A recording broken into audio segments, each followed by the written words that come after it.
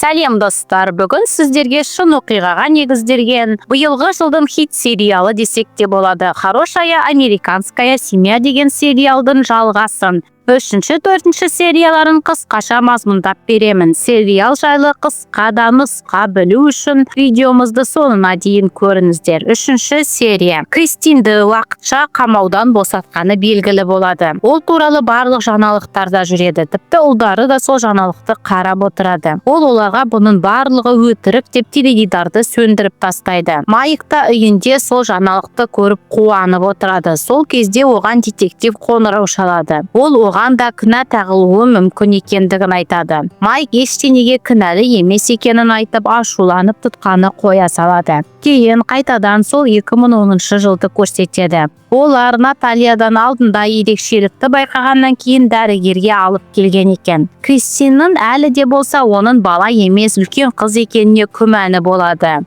Дәрігер оларға жасы жайлы нақты ештеңе айта алмаймын, бірақ аяғы мен беліне ота жасау керек дейді. Демек алдында асырап алуға берген орталық Натальяға ота жасалды деп өтірік айтқан екен. Содан кейін Кристин Майкқа сол орталықтың алаяқтық жолмен балаларды асырауға беріп отырғандарын айтады. Солай дәрігер Натальяны бірнеше дәрігерге қаралуға жіберіпті. Бірақ оның қазіргі жасын анықтау оңай емес екен. Сол дәрігерлердің тексерісінен кейін Натальяның мінезі өзгеріп кетіпті. Кейін олар психологпен ақылдасуға келеді. Ол оларға Натальяның өткен шағы ауыр болды. Ата-ана мейірімін көрген жоқ. Оған кішкентай сәби секілді қарап көріңдер дейді. Содан кейін Майк оған бөтелкемен су, пюре бермекші болғанда ол мен сәби емеспін деп жемей қояды. Сол күні Кристин Натальяның бөлмесін жинап жүріп қан шұлықтарды көріп қалады. Сосын ол Натальядан не қылған қандар екенін сұрайды. Наталья оған өзім де білмеймін дегенде Кристин оған қан болудың себебін басқаша түсінгенін айтады. Яғни үлкен қыздарда ай сайын болатын күндер деп ойлап қалыпты. Кристин сол жайлы қайта айта бергесін Наталья оған ашуланып, үйге жақындай бере оның көзін жауып тастайды. Солай олар жолдың шетіне барып соғылады. Майк Натальяға олай істеуге болмайды деп айтқанда, Наталья оған анам мені ренжітті, сен ғана мені түсінесің деп жылай жөнеледі. Кристин болса ашуланып құрбысына кетіп қалады. Сосын Кристин үйіне келіп, Джейкоб екеуі сұхбат беріп жатқанда жерде жатқан тампонды көріп қалып ойы бөлініп кетеді. Кейін Майкл мен Наталья үйге келген кезде Кристин Натальяға ашуланып, неге тампонды лақтырасың дейді. Наталья болса, мен анамның не айтып жүргенін түсінбедім. Менде бір қандар келіп, мен оны жасырып жүрмін деп айтады дейді. Кристин болса ашуланып, мен енді оған бала ретінде қарап көзімді жұмып жүре алмаймын деп Натальяға сені қамтамасыз етіп жатқанымызды өтеу керексің. Бүгін ас бөлмені жинайсың, келесі күндері басқа тапсырмалар беріп отырамын дейді. Наталья болса оны тыңдамай қарап тұрады. Сосын Кристин оны жазалау мақсатында қабырғаға қаратып тұрғызып қояды да видеоға түсіріп отырады.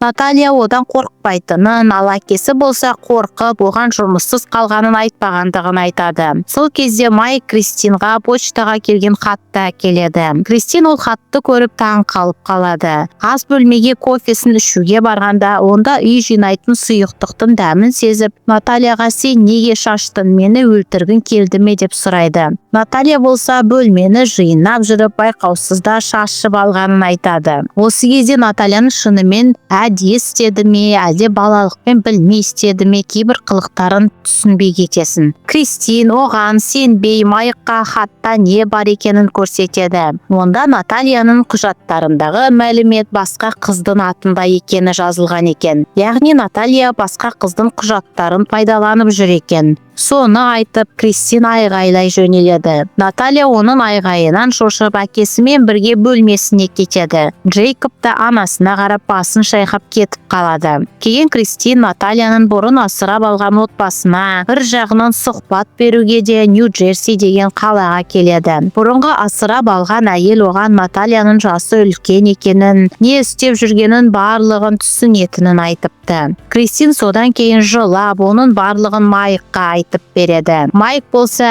әлі де оған сенбейтінін, Оның жай ғана ата-ана мейірімін көрмей өскесін сондай болғанын айтады. Кристиннің да кішкентай кезі әкесінің кесірінен қиын болыпты. Майк соны айтып Натальяны да түсініп көруге тырысайық дейді. Кристин болса оған ашуланып, сен неге дүкенің жабылып қалғаны жайлы маған айтпадың? Оны маған Наталья айтты деп сөзді бұрып жібереді де Натальяны психотерапиялық ауруханаға апару керегін айтады. Майклдың жүрегі жұмсақ екен. Ол Кристинға, ол біздің қызымыз ғой, мен саған ондайға рұқсат бермеймін дейді. Кристин болса, онда оны өзін қара, өзін күт, бәрібір жұмыссызсың деп солай екеуі сөзге келіспей қалады. Сол кезде оларға бір адам келіп, сіздерден сұхбат алу үшін күтіп отырмыз дейді. Солай олар дым болмағандай қол ұстасып сұхбат беріп отырады. Сол жерден 3-ші серия аяқталады. 4-ші серия.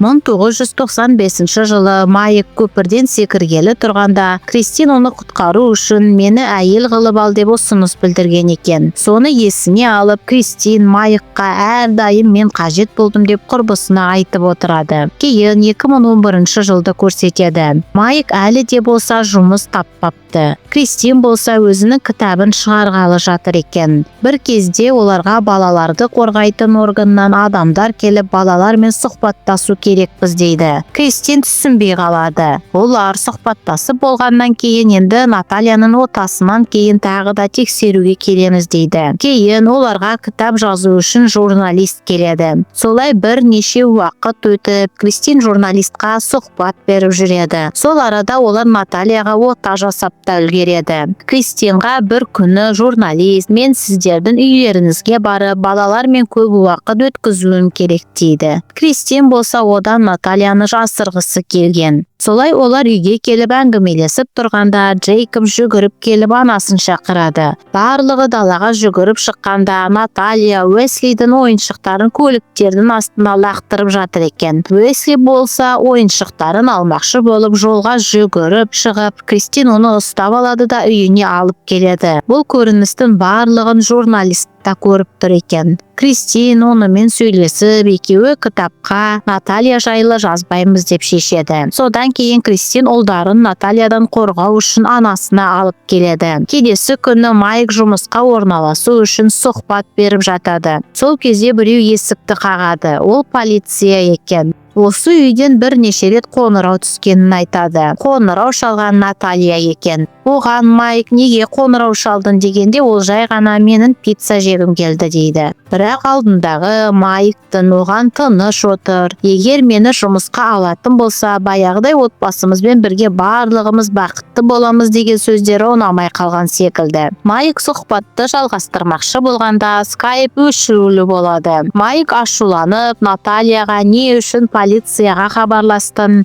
Мен енді отбасымды қалай қайтарамын дегенде Наталья, маған олар керек емес, тіпті өліп қалса да дейді. Майк оған таң қалып не дерін білмей қалады. Кристинға анасы, Майк сені емес, Натальяны таңдаған себебі оның қасында ол өзін қажетпін деп ойлайды, ал сен болсан керісінше оны төмендетіп өзіңді ғана күштімін деп ойлайсың дейді. Кристин оған жауап ретінде, сен неге бізді балалық шағымызда әкемізден қорғамадың? Оған неше түрлілер елестеп, ол психикалық жағынан ауру болды, бізді қинады дейді. Анасы оған, сен барлығын әсірелеп ойлайсың, мен отбасымды сақтап қалуға тырыстым дейді. Сол кезде Майк пен Наталья келеді. Кристин атып шығып Натальяға, саған біздің өмірімізден жоқ болып кету үшін не керек? Мен саған ұлдарыма енді тиіскізбеймін дейді. Наталья болса, сен неге мен жайлы жаман ойлайсың? Неге мені жақсы көрмейсің деп оны итеріп жібереді. Содан кейін Майк Кристинға Наталья жайлы айтқан сөздеріне сенетінін айтып, мені тастама деп өтінеді. Екеуі Натальяны емдейтін орынға тапсыратын болып шешеді. Бірақ онда орын жоқ екенін айтып, Майк кешке Натальямен бірге келіп тұрады. Содан кейін олар Натальяны гаражға қамап қояды. Наталья болса айғайлап есікті қаға береді. Бір кезде далада найзағай болып электр қуаты өшіп қалады. Сол кезде оларға детектив келіп, көршілерден баланың айғайлаған дауысы естіліп жатыр деген шағым түсті дейді.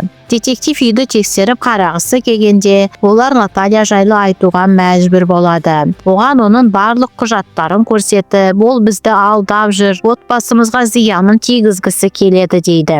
Детектив оларға сеніп, егер Натальяның куәлігіне оның жасын өзгертіп, дәрігерлерден оның жасының үлкен екені растайтын құжаттар алсаңдар, онда ол өз өмірін өзі сүріп, сендер болса жай ғана оның қамқоршылары болып қалуға болады дейді. Солай олар дәрігерлерден Натальяның үлкен қыз екенін дәлелдейтін құжаттар алып, оның куәлігіндегі жасын 22-де деп өзгертіп, оны сотқа апарады. Содан кейін Натальяны бөлек тұруға шығармақшы болады. Олар оған пәтер жалдап, сонда алып келеді. Солай 4-ші серия аяқталады. Бізбен бірге болғандарыңыз үшін рахмет. Келесі серияларына шолуды жоғалтып алмас үшін каналымызға тіркеліп қойыңыздар.